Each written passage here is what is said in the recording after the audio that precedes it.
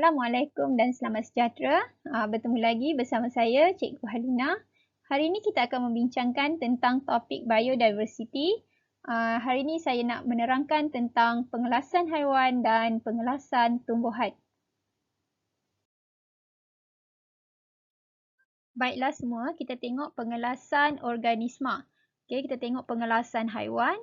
Haiwan dan tumbuhan ini boleh dikelaskan kepada beberapa kumpulan kecil berdasarkan ciri sepunya dan ciri yang membezakan antara organisma tersebut. Untuk haiwan, haiwan boleh dikelaskan kepada invertebrata dan vertebrata. Vertebrata ialah haiwan yang bertulang belakang, manakala haiwan yang tidak bertulang belakang dipanggil invertebrata. Bolehkah anda namakan haiwan-haiwan yang termasuk dalam kumpulan vertebrata dan juga invertebrata? Invertebrata ialah haiwan yang tidak bertulang belakang. Okay, invertebrata boleh dikelaskan pada dua kumpulan iaitu yang tanpa kaki dan berkaki. Untuk yang tanpa kaki, ada haiwan invertebrata yang mempunyai badan yang bersegmen iaitu ada bahagian-bahagian kecil. Dan ada invertebrata yang mempunyai badan yang tanpa segmen iaitu badan dia licin. Manakala untuk berkaki, dia boleh dibahagikan kepada 3 pasang kaki dan juga lebih daripada 3 pasang kaki. Vertebrata ialah haiwan yang bertulang belakang. Untuk vertebrata, kita boleh bahagikan kepada 5 kelas haiwan yang besar, iaitu ikan, amfibia, reptilia, burung dan juga mamalia. Okey, mari kita lihat sama-sama ciri-ciri yang dipunyai oleh kelima-lima haiwan dalam kelas vertebrata. Ikan ialah haiwan vertebrata yang mempunyai darah sejuk atau poikiloterma di mana suhu badan dia adalah mengikut suhu persekitaran. Okay, badannya dilitupi sisik keras yang berlendir, mempunyai sirip dan ekor, bernafas menggunakan insang. Ikan ni bertelur dan juga melakukan persenyawaan luar. Persenyawaan luar di mana telur dibebaskan di luar badan haiwan betina. Amfibia ialah haiwan vertebrata yang sama seperti ikan yang mempunyai ciri poikiloterma sama seperti ikan. Okay, boleh hidup di darat dan di air. Badannya dilitupi kulit yang lembap. Anak amfibia bernafas melalui insang, manakala amfibia dewasa bernafas menggunakan peparu dan kulitnya yang lembap serta dia menghasilkan telur yang berlendir dan tidak bercengkerang, maksudnya telur dia lembut, dan juga amfibia melakukan persenyawaan luar sama seperti ikan. Reptilia pula ialah haiwan poikiloterma, menghasilkan telur yang bercengkerang. Okay, reptilia bernafas melalui peparu, bersisik dan berkulit keras.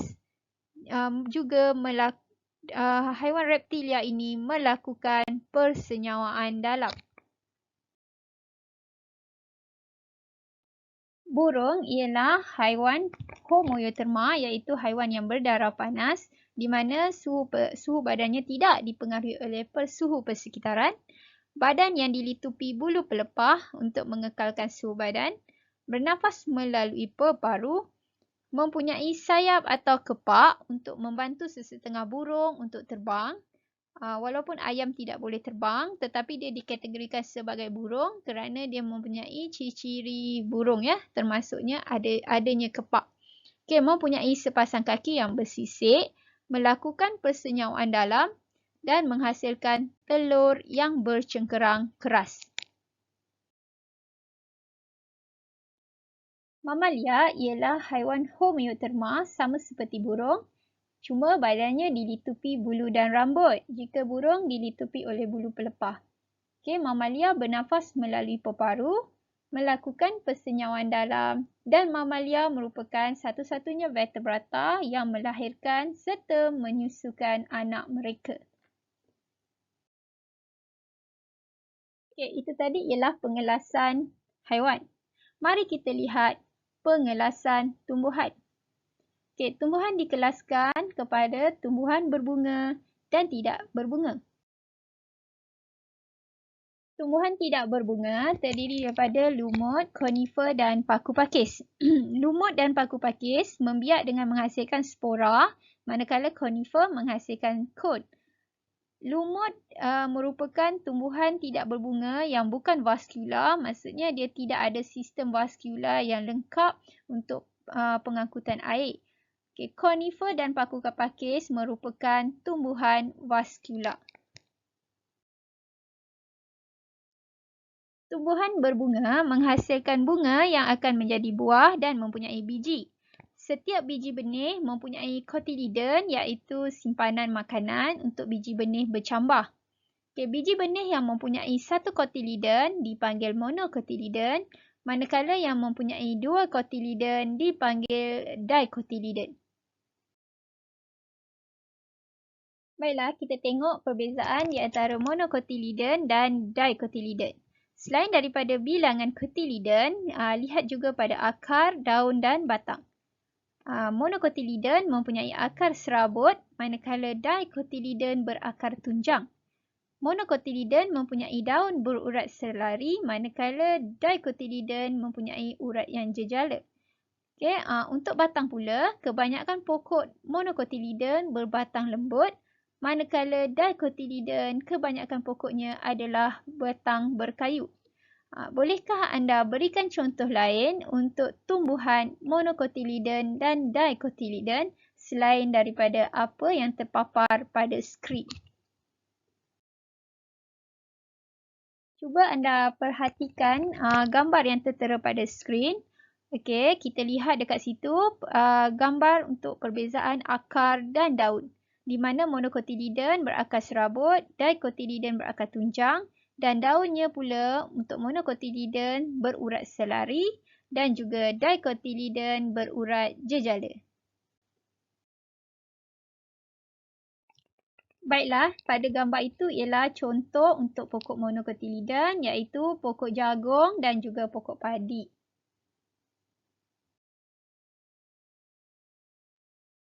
Ini pula ialah contoh untuk pokok dikotiliden iaitu pokok durian dan juga pokok tomato. Baiklah, mari kita lihat bagaimana cara untuk membina kekunci dikotomi.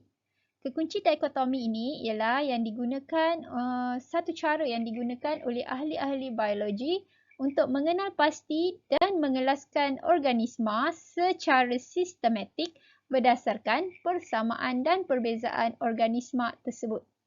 Kekunci dikotomi dibina daripada beberapa siri kuplet di mana setiap kuplet ini ada dua penyataan tentang ciri-ciri organisma atau kumpulan organisma yang tertentu. Okey, paparan ini menunjukkan contoh kekunci dikotomi bagi haiwan. Anda lihat dekat situ ada 5 gambar haiwan di mana kelima-lima haiwan itu merupakan semuanya haiwan vertebrata. Okey, jadi kita boleh cirikan mereka mengikut ciri-ciri yang spesifik dan dimasukkan di dalam kuplet berdasarkan cirinya yang tertentu. Okey, kita bina kekunci dikotomi itu sehingga kita dapat satu haiwan dengan satu ciri yang spesifik.